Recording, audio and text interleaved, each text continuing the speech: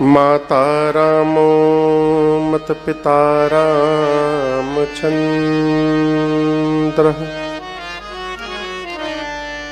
स्वामी रामो मत सखा रामचन्द्रः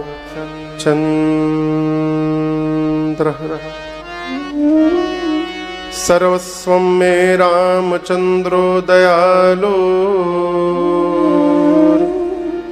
नार्यं जाने नैव जाने न जाने बंदो श्री तुलसी के चरण जिन कीन्ह्यो जग काज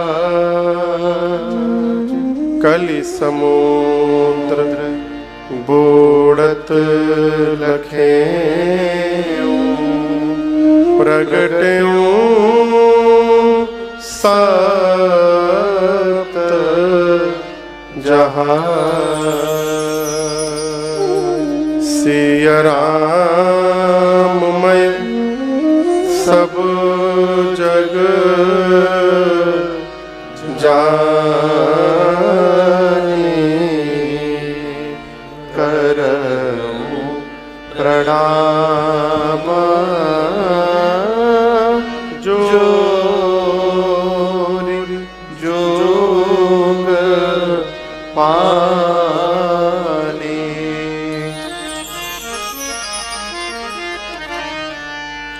सियावर रामचंद्र भगवान की जय। थोड़ा जोर से बोलिए। सियावर रामचंद्र भगवान की जय। श्री बाल कृष्ण भगवान की जय। उमापति महादेव की जय। पवन सुत हनुमान की जय। पूज्यपाद गोस्वामी तुलसीदास जी महाराज की जय। श्री रामचरितमानस भगवान की जय। नमः पार्वती पतये हर हर महादेव।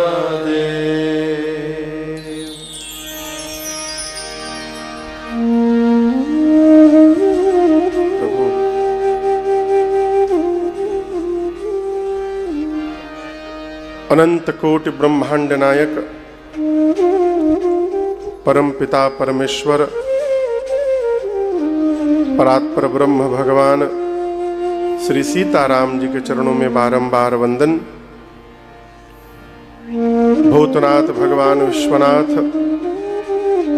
जगत जननी मां अन्नपूर्णा तथा श्री हनुमान जी महाराज के श्री चरणों में साष्टांग दंडवत। प्रातः स्मरणीय परम पूज्यपाद कलि पावना अवतार गोस्वामी श्री तुलसीदास जी महाराज के पावन चरणों में बारंबार वंदन। मध्य प्रदेश के इस शिवपुरी जिला, शिवपुरी है ना, हाँ, शिवपुरी जिला में स्थित आपका ये नगर कोलारस, जहां पर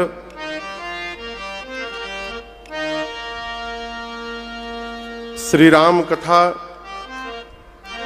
महोत्सव समिति एवं श्री हनुमान मंदिर धर्मशाला कोलारस और इनके साथ समस्त भक्त मंडल के तत्वावधान में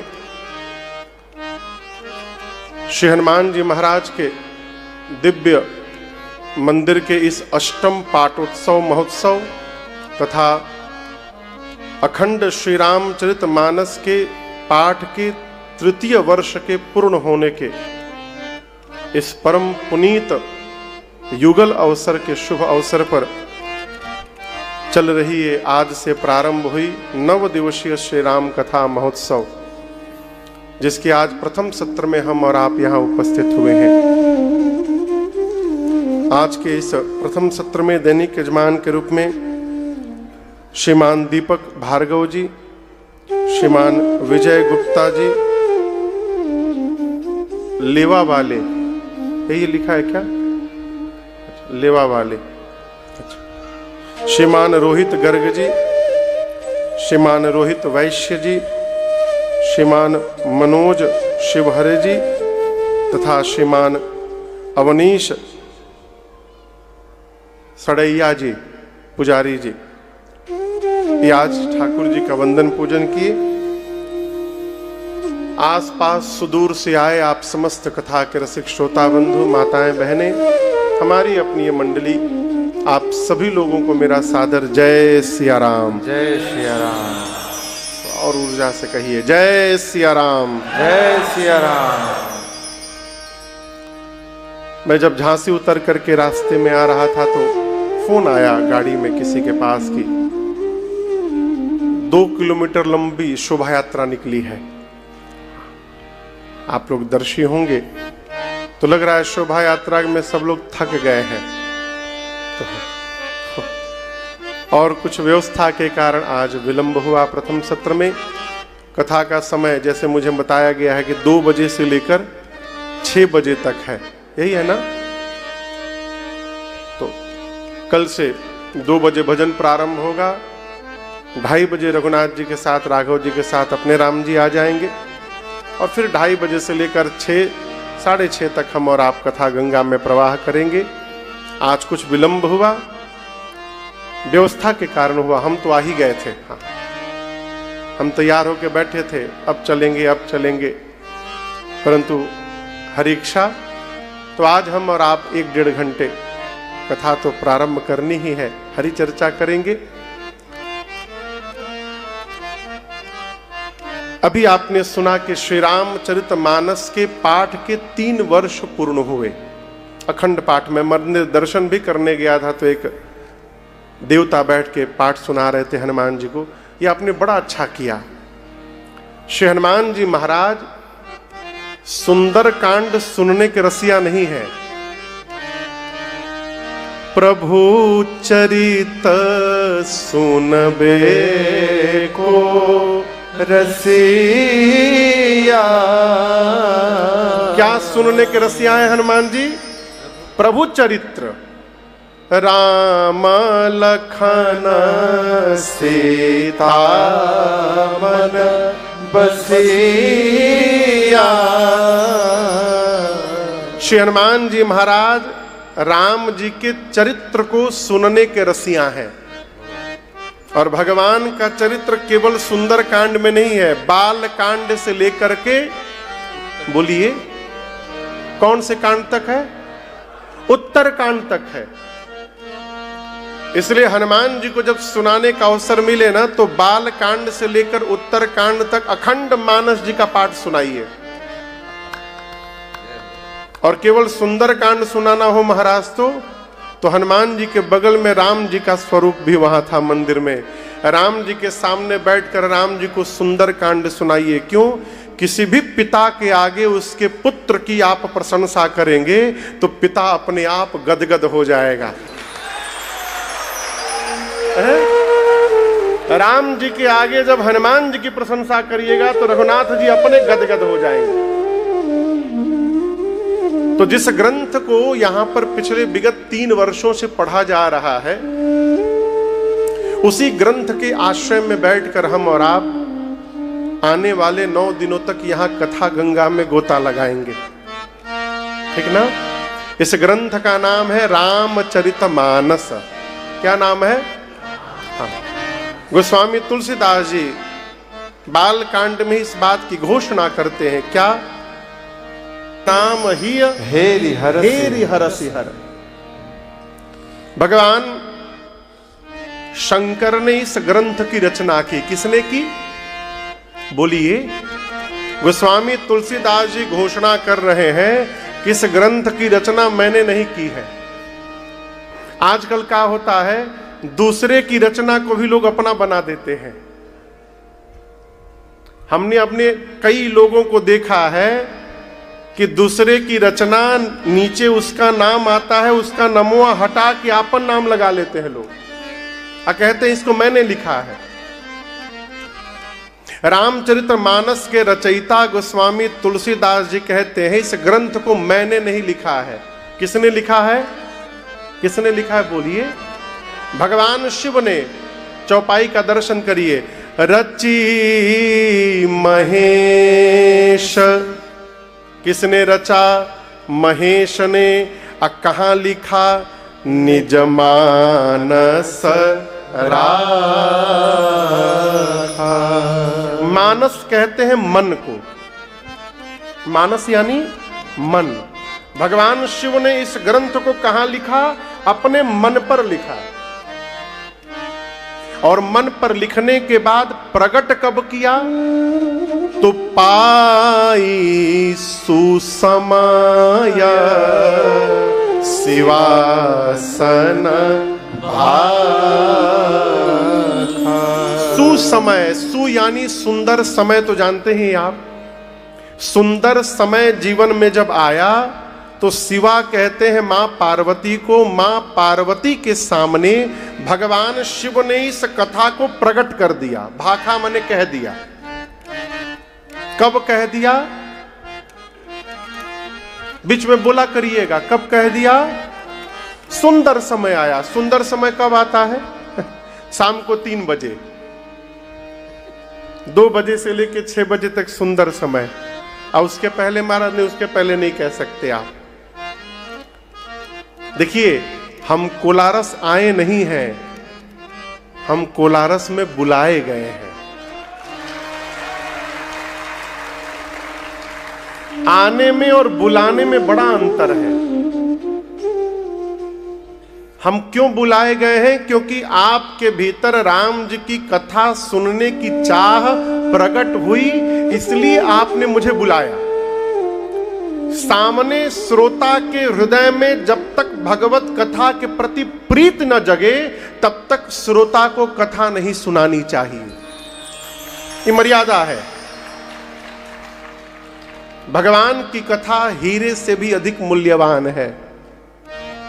लोग बाजार से हीरा खरीद के लाते हैं घर में, तो घरवा वालों को भी पता नहीं चलता है हीरा लाए भाई साहब, छिपा के रखते हैं उसको।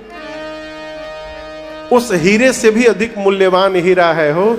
इसको ऐसे ही नहीं बांटना चाहिए जहां तहां, जब तक इसका कोई उचित ग्राहक ना आ जाए। मां पार्वती भगवान शिव की अर्धांगिनी है। भगवान शंकर जब चाहे तब सुना सकते हैं, लेकिन बोले नहीं। कब सुनाया? जब सुंदर समय आया। सुंदर समय कब आया? जब मां पार्वती ने आगे से आकर भगवान शंकर से कथा पूछी। इस प्रसंग को हम और आप परसों श्रवण करेंगे। क्या संवाद हुआ पार्वती जी में और शंकर जी में?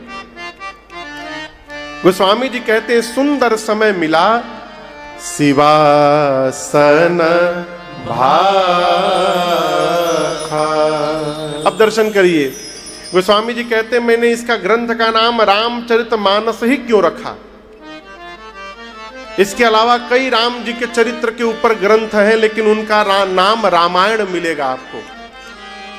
अध्यात्म रामायण, आनंद रामायण, श्रीमद् वाल्मीकि रामायण, कंब रामायण, कई रामायण है। लेकिन गोस्वामी जी कहते हैं इनका नाम रामायण नहीं है, इनका नाम क्या है? रामचरितमानस।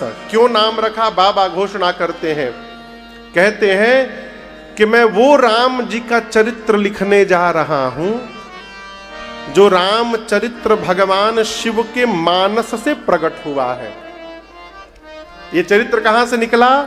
भगवान शंकर के मानस से, भगवान शिव के मानस से प्रकट हुआ है ये रामचरित्र। इसलिए गोस्वामी जी ने इस ग्रंथ का नाम रखा रामचरितमानस। ये पहला कारण। दूसरा कारण बाबा कहना चाहते हैं, जब आप रामचरितमानस को ऊपर से नीचे लिखिएगा ना, श्री रामचरित मानस, तो सबसे ऊपर क्या रहेगा? श्री। श्री के बाद बोला करिए राम, राम के बाद चरित और सबसे नीचे मानस। गोस्वामी जी कहना चाहते हैं जो भी मनुष्य इस ग्रंथ को पढ़कर समझकर इसको जीवन में धारण करेगा, उसके मानस यानी मन पर एक न एक दिन पूरा श्री राम चरित्र आकर के खड़ा हो जाएगा। ये इस ग्रंथ की सार्थकता है। मानस पर राम चरित्र आकर के बैठ जाए, यही ग्रंथ की सार्थकता है। और इनसे होगा क्या? बाबा कहते हैं सुनत श्रवण पाइय विश्राम। कई लोग प्रश्न करते हैं महाराज भगवान की कथा रामचरितमानस पढ़ने का फल है कि गाने का फल है कि सुनने का फल है? आपके भी मन में प्रश्न होगा कि पढ़ने से ज्यादा प्रॉफिट मिलेगा कि सुनने से मिलेगा?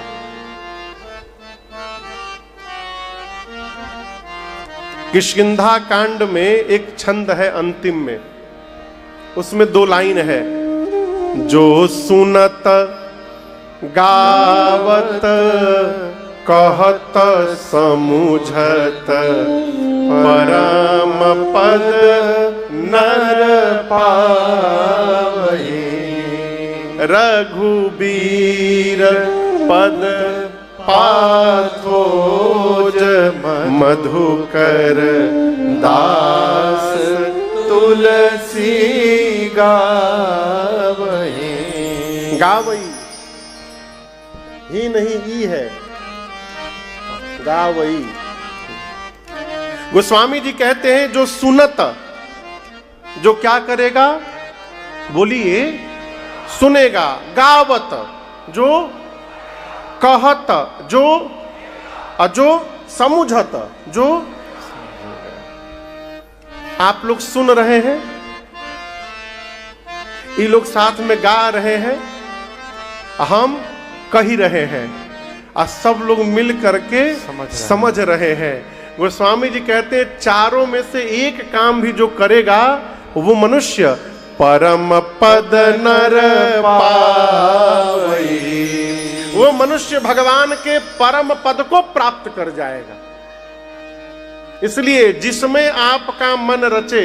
कई एक श्रोता ने हमसे प्रश्न किया महाराज आप गाते बहुत हैं। हमने पूछा कोई अपराध तो नहीं करते हैं ना? गोस्वामी जी मानस में लिखे हैं, क्या लिखे हैं? जे गावहि यह चरित सम्हारे, जे गावहि यह चरित सम्हारे, ते एहि ताल चतुर रखवारे, ते एहि ताल चतुर रखवारे, ते एहि ताल चतुर रखवारे। गोस्वामी जी क्या कहते हैं? जे गावहि, जो गाएगा कैसे? यह चरित सम्हारे। गोस्वामी जी कहते हैं जो मनुष्य नर हो या नारी इस राम चरित्र को संभाल करके गाएगा, जे गा वही यह चरित संहारे, ते एहि ताल चतुर रखवारे। ताल समझते हैं? ताल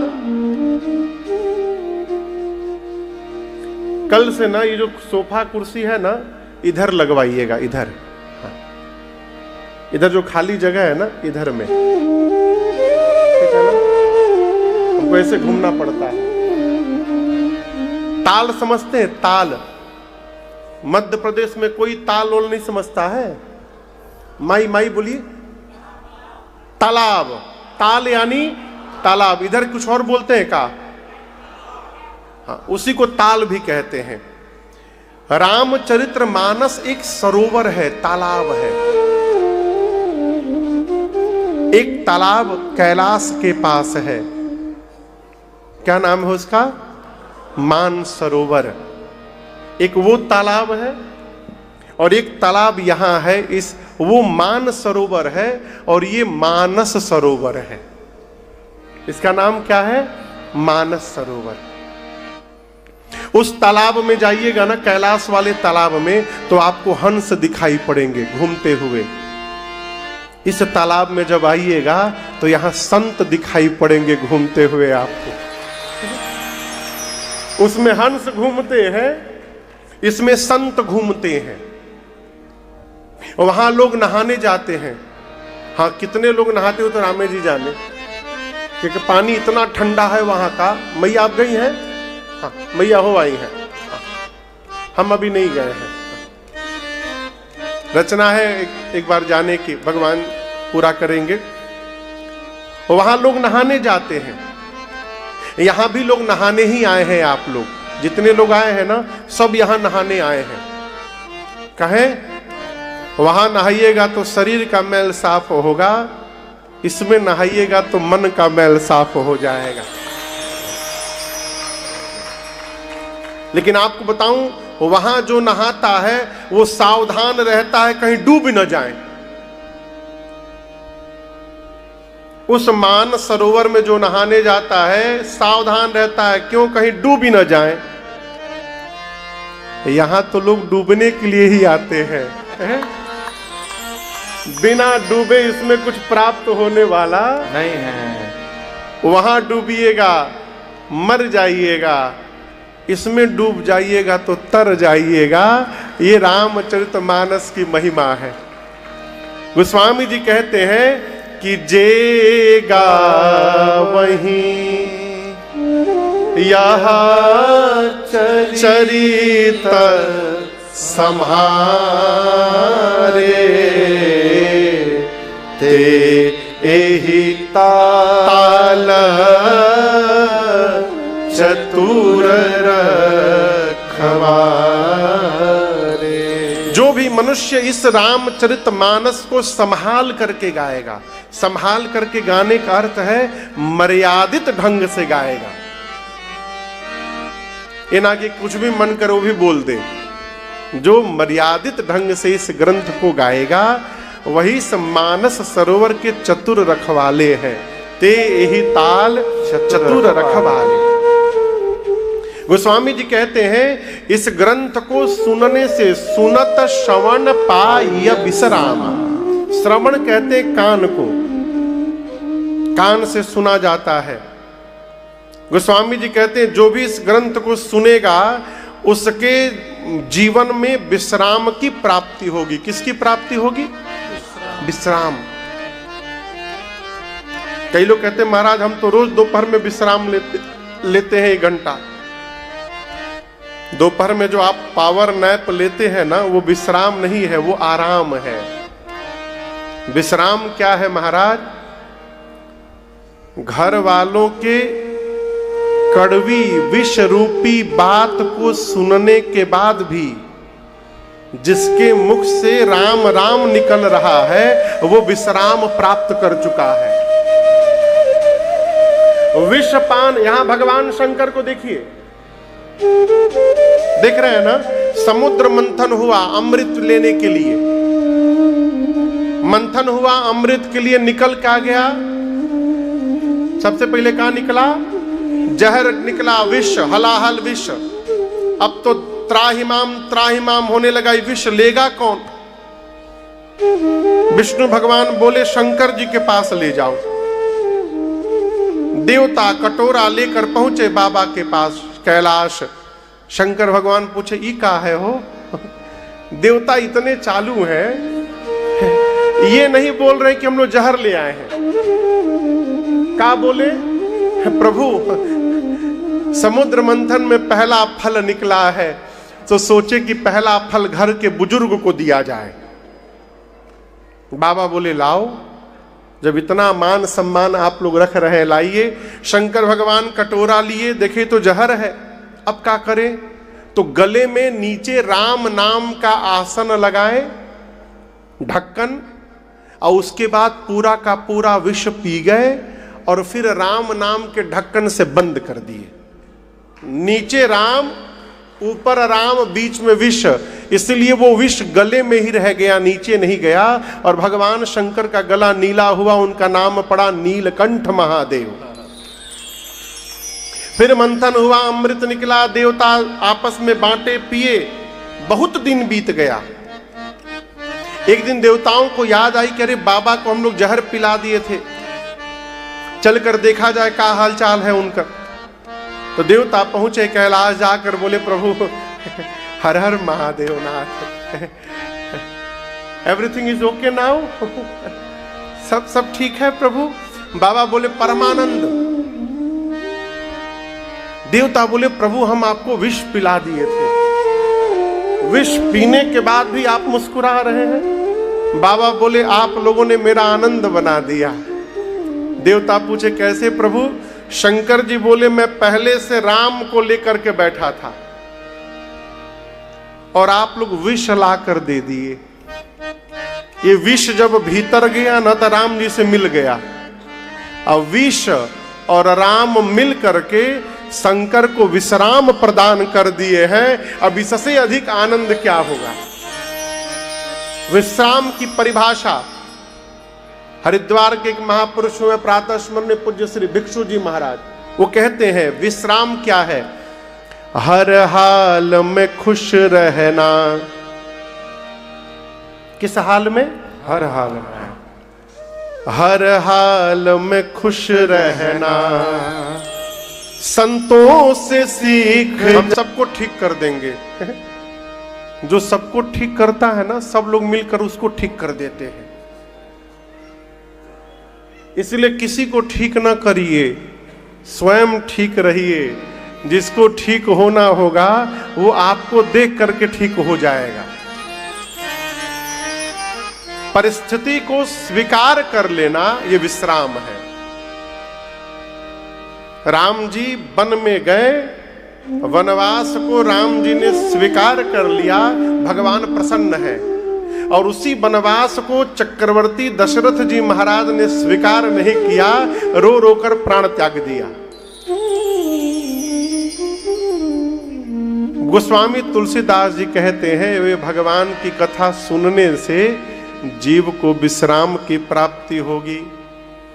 लेकिन हम आपसे कहें केवल 9 दिन सुनने से कुछ नहीं होगा। आप लोग जूता चप्पल बाहर खोल के आए हैं ना? अच्छा ठीक है। एक आदमी हमसे बोला महाराज कथा पंडाल में तो बैठे रहते हैं, कथा सुनते हैं ना बहुत आनंद आता है, इतना भाव जगता है महाराज कथा सुनकर, मन में 3 घंटे में कई विचार आते हैं। आज से जाऊंगा तो मैं भी ये शुरू करूंगा, वो शुरूंगा, ऐसे पाठ करूंगा, वैसे करूंगा। लेकिन जैसे पंडाल के बाहर जाकर चप्पल पहनता हूं सब भूल जाता है, फिर वही चक्कर में लग जाते हैं। ऐसा क्यों होता है? ऐसा इसलिए होता है कि जहां आप चप्पल उतार के आते हैं, आपके ऊपर जो चढ़ी हुई माया है वही खड़ी हो जाती है। पंडाल में आने के बाद बड़ा आनंद मिलता है, लेकिन जैसे बाहर गए और चप्पल पहने तले माया फिर कपारे पे चढ़ जाती है और वही भटकाती है। 1 दिन 9 दिन सुनने से कुछ नहीं होगा। पानी का बूंद किसी नल का ऊपर घुमाने वाला खराब हो जाए ना, तो उसको कितना भी टाइट करिए तो उसे पानी टपकता रहता है। आपने देखा ऐसा कोई नल जिसे पानी टपके? जिस नल से बूंद बूंद पानी टपकता हो ना, सालों बाद देखिएगा वो पानी जहां गिरता है और वहां पत्थर में छेद दिखाई पड़ेगा आपको। किसी व्यक्ति से कहिए कि पानी की बूंद से पत्थर में छेद हो गया, कहेगा भांग खा के आए हो का? पानी के बूंद से कैसे छेद हो जाएगा? लेकिन जब एक ही जगह पर बार बार पानी का बूंद गिरे तो पत्थर में भी छेद हो सकता है। उसी प्रकार कान में जब बार बार भगवान की कथा जाएगी तो यहां भी छिद्र होगा और ये कथा भीतर प्रवेश कर जाएगी। इसलिए निरंतर का कार्य है ये। सुनते रहिए। हम तो कहते हैं समझ में न आवे तब भी बैठिए, कुछ कथा समझ में न आवे तब भी बैठिए। कहे जैसे जैसे बैठिएगा मन का मैल साफ होगा, हो कथा का प्रभाव जीवन में दिखाई देने लगेगा। है सुनत श्रवण पाइय विश्रामा। अभी अभी आपको मैंने निवेदन किया, रामचरितमानस एक सरोवर है और इस मानस सरोवर के 4 दिशा में गोस्वामी जी ने 4 घाट बनाए हैं। घाट होता है ना तालाब में नहाने के लिए, इसमें 4 दिशा में 4 घाट हैं और प्रत्येक घाट पर कथा सुनाने के लिए कथावाचक हैं और उनके सामने मुख्य रूप से एक श्रोता बैठे हैं। एक श्रोता, हमारे आगे तो इतने सारे लोग बैठे हैं, लेकिन यहां जो कथावाचक हैं उनके सामने एक ही 2 श्रोता बैठे हैं। हम एक एक करके 4 घाटों का परिचय आपसे करा रहे हैं। मानस का सबसे पहला जो घाट है ना, वो काशी जी में है। कहां पर है? काशी जी में। काशी का एक नाम वाराणसी है, जानते हैं आप लोग? उसका नाम वाराणसी क्यों पड़ा ये पता है? वहां 2 नदियां हैं। एक नदी तो गंगा जी है और एक नदी है वरुणा। तो वरुणा नदी जहां पर आकर गंगा जी इधर से गई है और यहां से वरुणा आकर गंगा में मिली है। तो जहां वरुणा गंगा से मिल रही है वहां से लेकर और गंगा जी के किनारे एक घाट है 80 घाट। क्या नाम है? 80 घाट। तो जहां वरुणा जी गंगा से मिली है वहां से लेकर 80 घाट के बीच का जो क्षेत्र है वही वाराणसी कहलाया। वरुणा और 80 मिलकर के वाराणसी बना। तो जो काशी जी का ये 80 घाट है ना, ये मानस का पहला घाट है। इस घाट पर कथावाचक के रूप में स्वयं गोस्वामी श्री तुलसीदास जी महाराज बैठे हैं। श्रोता कौन है महाराज? तो गोस्वामी जी तो कहते हैं हम अपने आप को सुना रहे हैं। स्वंतः सुखाय तुलसी रघुनाथ गाथा भाषा निबंध मतिमंजुलमातनो।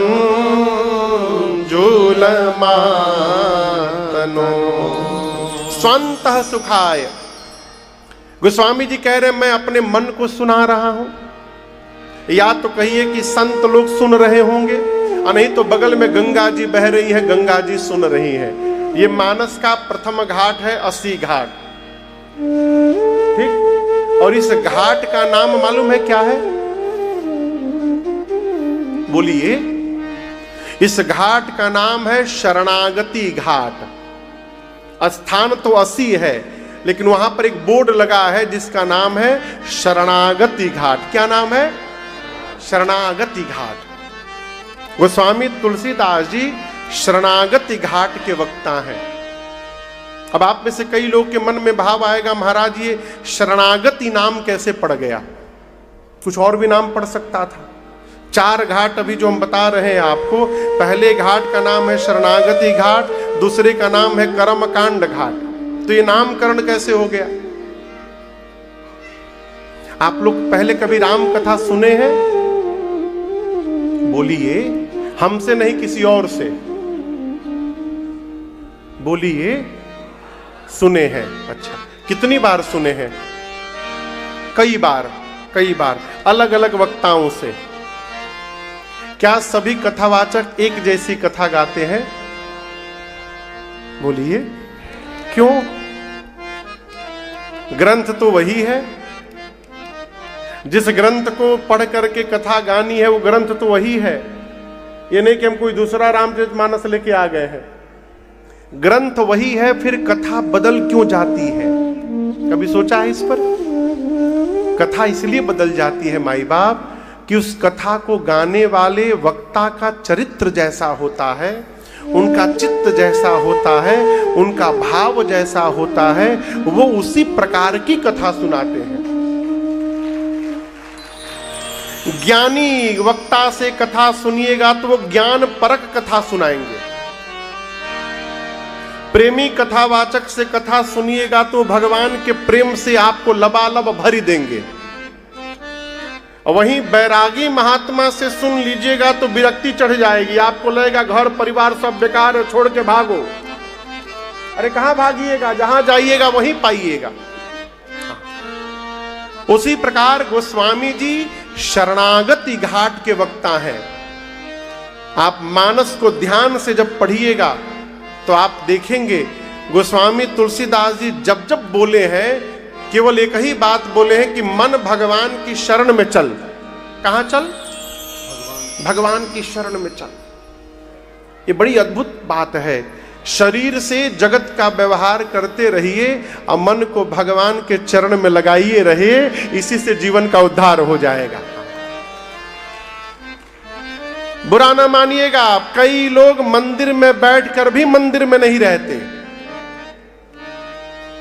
और कई लोग अपने कार्यालय में बैठकर, दुकान में बैठकर भी मन भगवान में लगा के रखते हैं। आपका शरीर कहाँ है ये महत्वपूर्ण नहीं है, आपका मन कहाँ पर है ये महत्वपूर्ण विषय है। मन भगवान की चरण में चला जाए, यही शरणागति है। आया तेरी शरण में यही सोच कर, सिंधु संसार सागर से तर जाएंगे, आपने गर हमें नाथ जो ठुकरा दिया,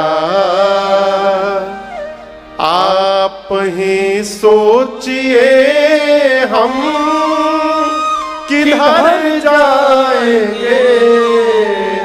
आया तेरी शरण में यही सोच कर। हमारे एक चाचा हैं, उनका नाम है तारकेश्वर मिश्र राही, उपनाम है राही। राही समझते हैं ना? राही मतलब जो रास्ते में चल रहा हो, ये उनकी रचना है। कहते प्रभु गलतियां हम किए होंगे, इंसान है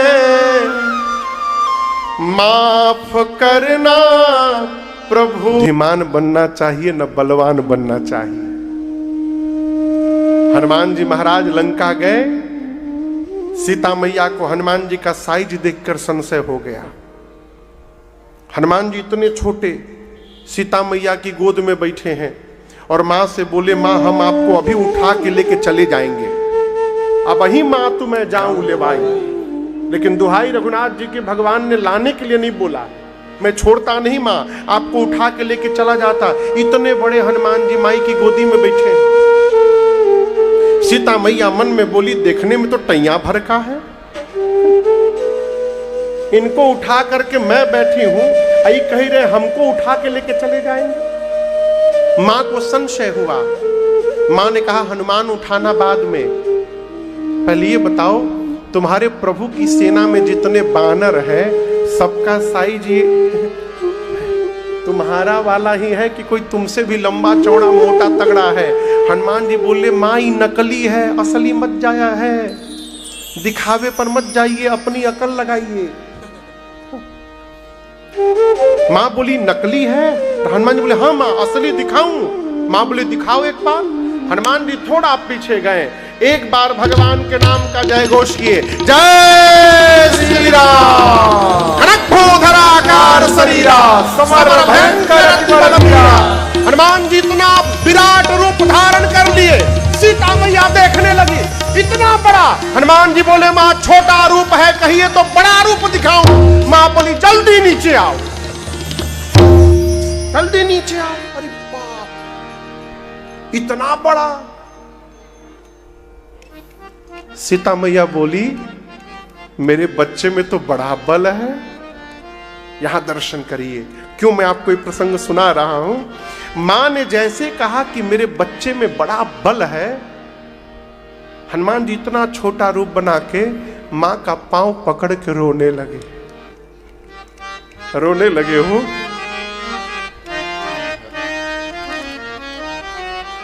सुनहु मातु शाखा मृग। हनुमान जी बोले क्या दुआ है वो?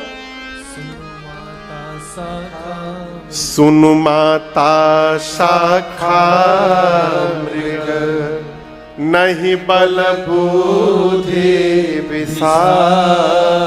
उसी में पहुंचिए, क्या नहीं होगा। प्रभु प्रताप, पहले पहले जो पकड़े थे हम। सुनहु मातु शाखा मृग,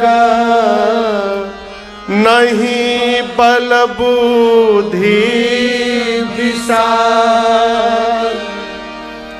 प्रभु प्रताप ते करुणहि, खाहि परम लघु ब्याल। हनुमान जी बोले मां ने जैसे कहा मेरे बच्चे में बड़ा बल है, हनुमान जी पांव पकड़ के रोने लगे। कहे मां हम लोग शाखा पे रहने वाले मृग हैं। मृग यानी पशु, मृग यानी हिरण नहीं, पशु। मैं पशु हूं मां, बानर हूं। कहाँ रहता हूं?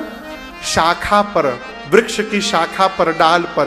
हमारे पास इतना ही बल है कि हम एक डाल से दूसरी डाल पर छलांग लगा लेते हैं तो अपने हाथ से अपना पीठ थपथपाते हैं। क्या छलांग मारा है आज हमने। हम इससे ज्यादा कुछ नहीं कर सकते हैं मां। नहीं बल बुद्धि विशाल। मां हमारे में न बल है न बुद्धि है। कौन कह रहा है? अतुलित बल धामम। कौन कह रहा है? ये सुंदरकांड आप लोगों को कोई पढ़ता है?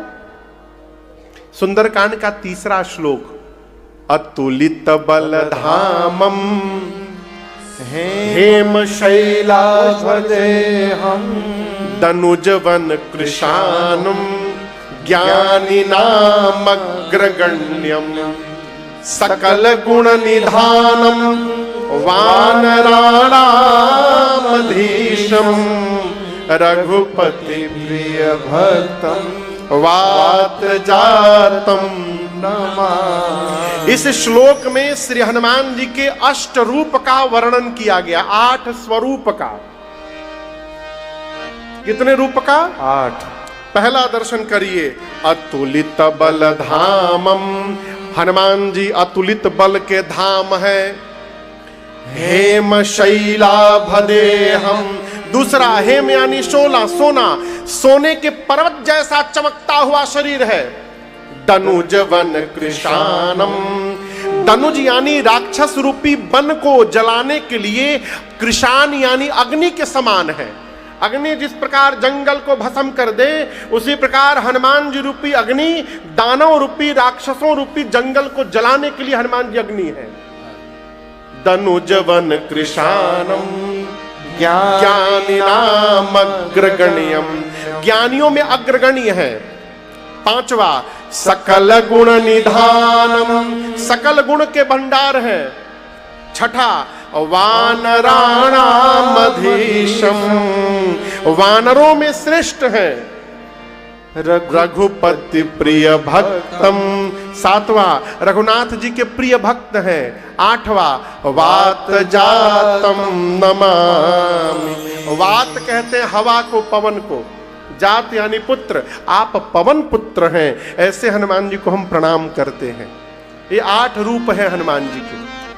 पहला रूप क्या है? अतुलित बल धामम। हनुमान जी को इसका अर्थ क्या है? हम और आप जो अर्थ निकालते हैं, हनुमान जी अतुलित बल के धाम है। हनुमान जी के पास कितना बल है? जोर से बोलिए। अतुलित, जिसकी कोई तुलना ना हो। ये हम और आप कहते हैं, लेकिन हनुमान जी ये नहीं कहते कि मैं अतुलित बल का धाम हूं। हनुमान जी क्या कहते हैं? अतुलित बल धामम हूं, धाम यानी घर, मैं घर हूं। किसका घर हूं? तो जिसका अतुलित बल है, जिन राम जी का अतुलित बल है, उस राम जी का मैं धाम हूं, अतुलित बल धामम। हम और आप हनुमान जी में अतुलित बल देखते हैं। हनुमान जी कहते हैं मेरे में बल नहीं है, बल तो केवल मेरे रघुनाथ जी में है, वो अतुलित बल वाले हैं। और उन अतुलित बल वाले का मैं घर हूं, धाम, वो मेरे हृदय में विराजमान है। तो वो हनुमान जी मां से कही रहे हैं, नहीं बल बोधे। हे मैया, मेरे में पास न बल है न बुद्धि है। हम तो जो कुछ भी करते हैं मां, अपने प्रभु के प्रताप से करते हैं। मैया ने सुना तो तुरंत हनुमान जी को आशीर्वाद देकर बलवान बना दिया। आशीष दीन राम प्रिय जाना। क्यों कह रहा हूं? शरणागति का प्रथम लक्षण है श्रेष्ठ के सामने जाकर आत्मसमर्पण कर देना। क्या कर देना? आत्मसमर्पण कर देना। सुंदरकांड का ही प्रसंग है श्रीमद् वाल्मीकि रामायण का। राम जी सुग्रीव से कहते, मित्र, अच्छा आप में से पूजा कौन कौन करता है डेली? बोलिए। हाँ हाँ, हम भी करते हैं। डेली करते हैं ना? अच्छा। महीने में 1-2 बार व्रत कौन कौन रहता है? आप लोग। हम भी रहते हैं। 2 व्रत तो रहते हैं एकादशी का। ठीक है। महीने 2 महीने पर तीर्थ यात्रा कर लेते हैं आप लोग। मंदिर जाते हैं। मंदिर कौन कौन जाता है? जाते। डेली नहीं तो हफ्ता में 1-2 दिन जाते होंगे। हवन वन भी करते हैं कहीं? साल में 1 बार हवन कर देते हैं कभी? हाँ, करते हैं। दान पुण्य भी करते हैं? हाँ, करते हैं। क्यों कह रहा हूं? राम जी कहते हैं सुग्रीव जी से, मित्र, ये काम मनुष्य को बार बार करना पड़ता है। पूजन बार बार करनी पड़ती है, व्रत भी बार बार करना पड़ता है, मंदिर में दर्शन भी बार बार करना पड़ता है। लेकिन सुग्रीव, एक काम ऐसा है जो मनुष्य जीवन में केवल 1 बार कर दे। कितनी बार? 1 बार कर दे तो मैं जीवन भर उस मनुष्य की रक्षा करता हूं। ये मेरा व्रत है, मेरा प्रण है। देखा, रक्षा करते नाम लेते लाइट आ गई। भगवान बोले काम ऐसा है कि 1 बार यदि कोई कर दे तो मैं जीवन पर्यंत उस व्यक्ति की रक्षा करता हूं। श्लोक है वाल्मीकि रामायण का। राम जी कहते हैं, सुग्रीव, शक्रदेव प्रपन्नाय तवास्मिति च याचते अभयम सर्वभूतेभ्यो ददाम्य एतद् व्रतम मम। वो काम कौन सा है जानते हैं? 1 बार भगवान के सामने जाना है बस। कितनी बार? 1 बार। दोनों हाथ ऊपर उठा। दूसरा घाट आ गया कहां? तीर्थराज प्रयाग में। प्रयाग कभी गए हैं आप लोग? कुंभ में गए होंगे। तीर्थराज प्रयाग दूसरा घाट है। यहां कथावाचक है, एक मुनि है, नाम है याज्ञवल्क्य, और उनके सामने श्रोता कौन है? वो भी मुनि है, श्री भारद्वाज जी। भरद्वाज जी। याज्ञवल्क्य मुनि वक्ता है, भरद्वाज जी श्रोता है, और भी मुनि लोग बैठे हैं। प्रधान श्रोता भरद्वाज जी हैं। कहां पर ये घाट है? प्रयाग में। और इस घाट पर जो नाम है उसका नाम है कर्मकांड घाट। क्या नाम है? जीवन में किस प्रकार का कर्म करना चाहिए, रामचरितमानस में ये सारी बातें याज्ञवल्क्य मुनि ने बताई है। इसलिए इसका नाम है कर्मकांड। याज्ञवल्क्य मुनि भरद्वाज जी से कहते, मुनिवर, मैं आपको वो कथा सुनाने जा रहा हूं। कौन कथा? जो कैलाश में भगवान शंकर ने मां पार्वती जी को सुनाई थी। तीसरा घाट कहां है? कैलाश पर्वत। कथावाचक है भगवान शंकर, और श्रोता है पार्वती मैया। ये तीसरा घाट। इस घाट का नाम मालूम है क्या है? कैलाश पर साइन बोर्ड लगा है, उस पर लिखा है ज्ञान घाट। इस घाट का क्या नाम है? ज्ञान घाट। मानस में ज्ञान की जितनी बात है सब भगवान शंकर ने बताई है। पढ़िएगा, चौपाई मिलेगी आपको। शंकर जी कहते हैं उमा कहूं, जहां जहां उमा, भवानी, गिरिराज कुमारी, शैलपुत्री शब्द आया है, समझिए भगवान शंकर बोल रहे हैं। लोग कहते हैं गोस्वामी जी कितना सुंदर बोले। गोस्वामी जी नहीं बोले, शंकर जी बोल रहे हैं। उमा शब्द आया है। उमा कहूं निज अनुभव अपना, उमा कहूं मैं अनुभव अपना। क्या? सत हरि भजन अजगत सब सप। ये ज्ञान है। किताब पढ़ लेना ज्ञान न समझिएगा, जानकारी है वो। ज्ञान क्या है? किताब से प्राप्त जानकारी का कैसे जीवन में प्रयोग करना है, ये ज्ञान है। क्या सत्य है और क्या असत्य है, ये जानना ज्ञान नहीं है, जान करके मान लेना ज्ञान है। अच्छा आप बताओ, एक दिन मरना है, बतिया कौन कौन जानता है? एक दिन मर जाना है, ये बात कौन कौन जानता है? अच्छा सब लोग जानते हैं। मानते कौन कौन है?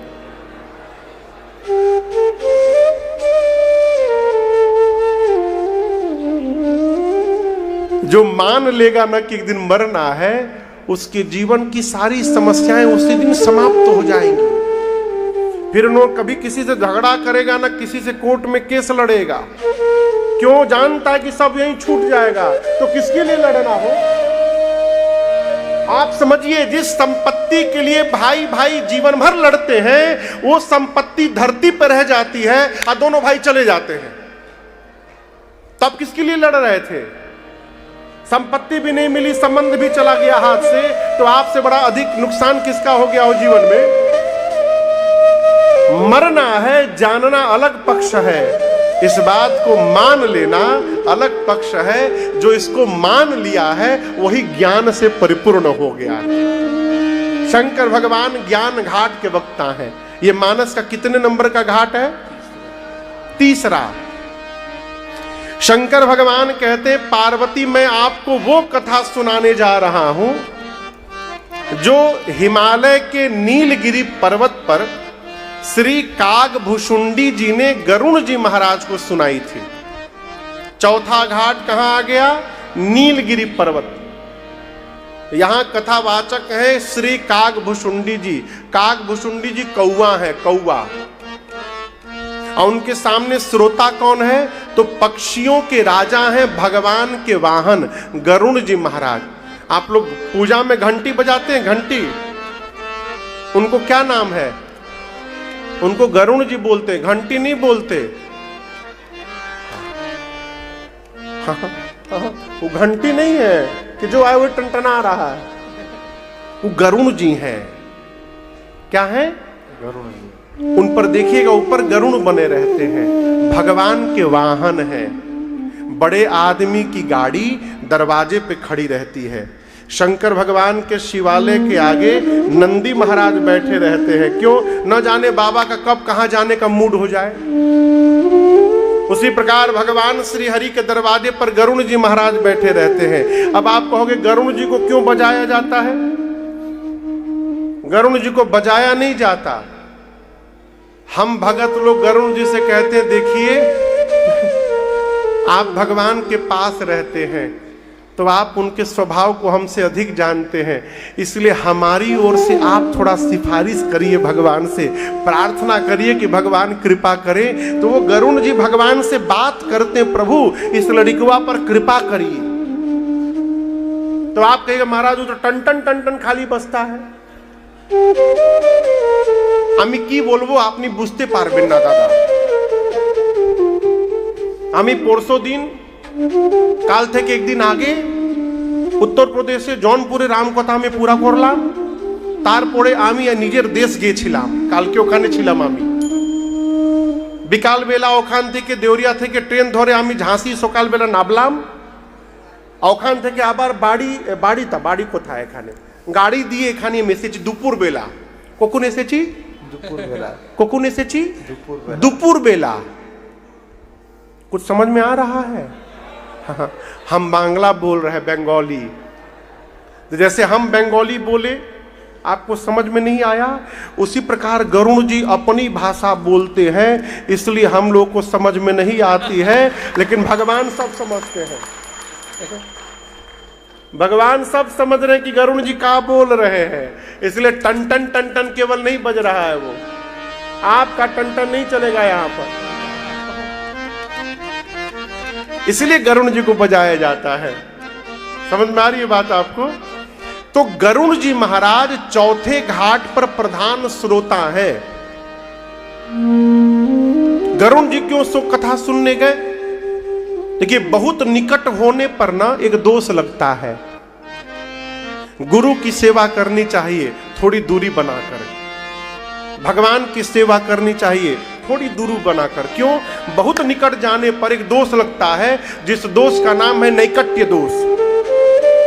चेला जब गुरु जी के बहुत निकट रहने लगता है तो चेला एक दिन सोचेगा, मैं तो गुरु जी के बाद सोता हूं और गुरु जी से पहले जग जाता हूं, गुरु जी कोई काम भी नहीं करते, दिन भर माला लेके बैठे रहते हैं, बस हम सारा काम भी करते हैं, माला भी जपते हैं, तो गुरु जी से कोई कम मेहनत थोड़ी करते हैं हम। इसी दोष का नाम है नैकट्य दोष। राम जी और रावण के युद्ध में रावण ने नाग पास में राम जी लक्ष्मण जी को बांध दिया, नाग के पास में। नारद जी ने गरुण जी से कहा कि भगवान नाग पास में बंधे हैं, आप तो नाग को खा लेते हैं, गरुण जी जाइए स्वामी को मुक्त करिए। गरुण जी लंका गए, नाग के पास से राम जी लक्ष्मण जी को मुक्त किए। मुक्त करने के बाद सोचने लगे, जिस भगवान का नाम भव बंधन से मुक्त कर देता है, उस भगवान को ये राक्षस बांध दिए। नहीं नहीं नहीं नहीं, ये भगवान नहीं है। भगवान को कौन बांधेगा? अच्छा आप बताओ, भगवान को कोई बांध सकता है? बोलिए। लेकिन यहां तो भगवान बंधे थे। गरुण जी बोले ना नहीं, भगवान नहीं है। गए नारद जी के पास, नारद जी से बोले गरुण जी कहां भेज दिए थे, भगवान थे क्या वो? नारद जी बोले हो, बीमारी ने पकड़ लिया आपको आपको भी बीमारी ने पकड़ लिया। गरुण जी बोले कैसी बीमारी? बोले बहुत डेंजरस बीमारी, ब्रह्मा जी के पास जाइए, अब किसी को बता दीजिए कि आपको बहुत भारी बीमारी हो गई है, आदमी बेचैन हो जाएगा। गरुण जी दौड़े ब्रह्मा जी के पास, जाकर बोले अभी अभी युद्ध के मैदान में जिसका नाग पास में खोला हूं वो असली भगवान है कहा। ब्रह्मा जी बोले आपको भी पकड़ लिया आपको भी पकड़ लिया इस बीमारी ने, हमको भी बहुत पकड़ा है पहले। जही बहुबार नचावा मोही, सोई व्यापेउ विहंग पति तोही। ब्रह्मा जी बोले कौन सी बीमारी? बोले खतरनाक बीमारी है, स्पेशलिस्ट के पास जाना पड़ेगा आपको। एक काम करिए, मैं रेफर करता हूं तुरंत। प्रिस्क्रिप्शन पर रेफर किया ब्रह्मा जी ने, गो टू कैलाश, शंकर जी के पास जाइए, इस बीमारी के स्पेशलिस्ट है वो। गरुण जी भागे कैलाश, तब तक बीच रास्ते में शंकर जी मिल गए। गरुण जी बोले बाबा हम आप ही के पास आ रहे थे, कहां जा रहे हैं? शंकर जी बोले कुबेर के घर में मीटिंग चल रही है, वहीं जा रहा हूं, आप हमारे पास क्यों जा रहे हैं? तो बोले नारद जी और ब्रह्मा जी का प्रिस्क्रिप्शन देखिए आपके पास रेफर किए हैं, हमको बहुत भारी बीमारी हो गई है। शंकर जी बोले लेकिन चेंबर तो मेरा कैलाश में है, हम रास्ते में आपका ट्रीटमेंट कैसे करें? ब्रह्मा जी गरुण जी बोले कुछ करिए बाबा, कुछ करिए नाथ। गरुण शंकर जी बोले अच्छा ठीक है, लक्षण बताइए, क्या लक्षण है? गरुण जी बोले जिनको नाग पास से मुक्त किया हूं असली भगवान है का? शंकर जी बोले ओहो 100% पकड़ लिया आपको आप तो बीमार हो गए हैं। गरुण जी बोले कैसे ठीक होऊंगा मैं? शंकर जी बोले हमारे पास ट्रीटमेंट नहीं है, लेकिन हाँ, कैसे बीमारी जाएगी ये मुझे तरीका पता है। कैसे जाएगी? शंकर जी बोले, तब ही होई, तभी होगा सब संशय भंगा। आपका सभी संशय तभी समाप्त होगा गरुण जी। कब? जब बहुकाल करिय सत्संगा। जब आप लंबे समय तक सत्संग करेंगे तो आपका संशय समाप्त हो जाएगा। कितने देर करेंगे सत्संग? लंबे समय तक। शंकर जी बोले, I have no time now, मुझे मीटिंग में जाना है, मेरे पास समय नहीं है कि मैं आपको लंबा सत्संग दे सकूं। गरुण जी बोले, फिर? शंकर जी बोले, मैं रेफर कर रहा हूं आपको, एक ऐसे जगह आपको भेज रहा हूं जहां दिन रात केवल सत्संग ही होता रहता है। कहां? नीलगिरी पर्वत जाइए, वहां काकभूषुंडी जी महाराज हैं, उनका एक ही काम 24 घंटा केवल कथा गाते हैं बस। वहां जाकर बैठ के सत्संग करिए, आपकी सब बीमारी दूर हो जाएगी। पार्वती जी ने शंकर जी से पूछा, प्रभु ये आपने ठीक नहीं किया, आप चाहते और गरुण जी का संशय समाप्त नहीं होता, आपने ऐसा क्यों नहीं किया? शंकर जी बोले, दो कारण। टीचर का लड़का फेल हो जाए ये कोई सामान्य घटना नहीं है। आप समझ रहे मेरी बात को? भगवान के पास रहने वाले को मोह हो जाए ये कोई सामान्य घटना नहीं है। जो भगवान के साथ रह रहा है उसको मोह हो गया, इनको मोह हुआ है। इसका कारण है कि भगवान लगता है जीवन में कभी अभिमान किए होंगे और भगवान श्री राम उनका अभिमान समाप्त करना चाहते हैं, इसलिए इनको मोह में डाल दिए हैं। और मैं भगवान की लीला में बीच में विघ्न बनना नहीं चाहता, इसलिए मैंने कुछ नहीं किया, रेफर कर दिया।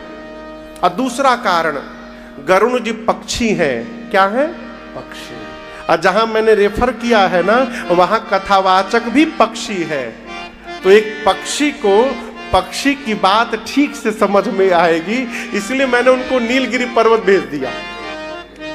अब कल्पना करिए, ये जो पांडाल लगा है ना, यही काकभूषुंडी जी का आश्रम है। ये पंडाल आश्रम है। गरुण जी महाराज उस रोड से अभी इन किए हैं, पंडाल में आए नहीं हैं। जिस पंडाल में बैठकर काकभूषुंडी जी राम जी की कथा गाते हैं, कथा होते होते उस पंडाल की ऐसी महिमा हो गई थी कि गरुण जी महाराज ने अभी कथा नहीं सुनी, केवल पंडाल का दर्शन किया, उनका सारा मोह भ्रम वहीं समाप्त हो गया। देखि परम पावन तव आश्रम, गयऊ मोह संशय नाना भ्रम। गरुण जी महाराज जाकर काकभूषुंडी जी के सामने बैठ गए, कहे, हे प्रभु। काकभूषुंडी जी व्यासपीठ से उतर गए, अरे आप राजा हैं। बोले, राजा बाद में, आज श्रोता हो गया हूं मैं, आप ऊपर बैठिए, भगवान की कथा की महिमा देखिए। कौवे को पक्षियों में चांडाल कहा गया है। कौवा पक्षियों का क्या है? चांडाल। जब भगवान की कथा जीवन में प्रवेश कर जाए तो एक चांडाल भी व्यासपीठ पर पहुंच सकता है और राजा नीचे बैठ सकता है। गरुण जी महाराज ने काकभूषुंडी जी को व्यासपीठ पर बिठाया और सामने बैठकर बोले, प्रभु जिस पांडाल में आप कथा गाते हैं आश्रम में, उस आश्रम के दर्शन से मेरा सारा भ्रम समाप्त हो गया। यदि आश्रम के दर्शन से भ्रम समाप्त हो सकता है तो कथा सुनकर के जीवन में क्या परिवर्तन होगा। इसलिए मैं आदर पूर्वक कथा सुनने आया हूं। अब आप मुझे राम जी की कथा सुनाइए। ये राम कथा का चौथा घाट है नीलगिरी पर्वत। कथावाचक है काकभूषुंडी जी, श्रोता है गरुण जी महाराज। इस घाट का नाम है भक्ति घाट। क्या नाम है? भक्ति भक्ति का जीवन में क्या महत्व है, भक्ति कैसे मिलेगी, इस घाट पे चर्चा हुई। ये मानस के 4 घाट है। पहला घाट का क्या नाम है? शरणागति घाट। दूसरे घाट का नाम कर्मकांड घाट। तीसरे का ज्ञान घाट। चौथे का भक्ति घाट। 5वां घाट कोलारस का ये पांडाल है। यहां पर वक्ता बनाकर ठाकुर जी ने राजन को बिठाया है और श्रोता बन करके आप लोग बैठे हैं। मैं कौन सी राम कथा गाऊंगा? इन चारों घाटों पर वक्ताओं ने जो कथा गाई है, जितना मैंने महापुरुषों से सुना है और जितनी मेरी मति है, यहां से मैं आपको सुनाने का प्रयास करूंगा। और इस घाट का नाम है प्रेम घाट। मैं प्रेम से सुनाने का प्रयास करूंगा और ये आशा करूंगा उसी प्रेम से आप सुनने का प्रयास करेंगे। तो आज प्रथम सत्र में हमने और आपने मानस जी की महिमा सुनी, 4 घाट का वर्णन सुना, भाव स्वभाव सुना। कल ठीक 2 बजे हम और आप मिलेंगे। कल कथा सुनने मत आइएगा। क्यों महाराज? कल भगवान शंकर के विवाह में बाराती बन के आइएगा। कल बाबा और मैया का विवाह होगा। यहां पर खूब आनंद, पूरे विश्व के सब भूत प्रेत यहां कल आएंगे, तो उनके साथ हम लोग भी बाराती रहेंगे। कल शिव विवाह की कथा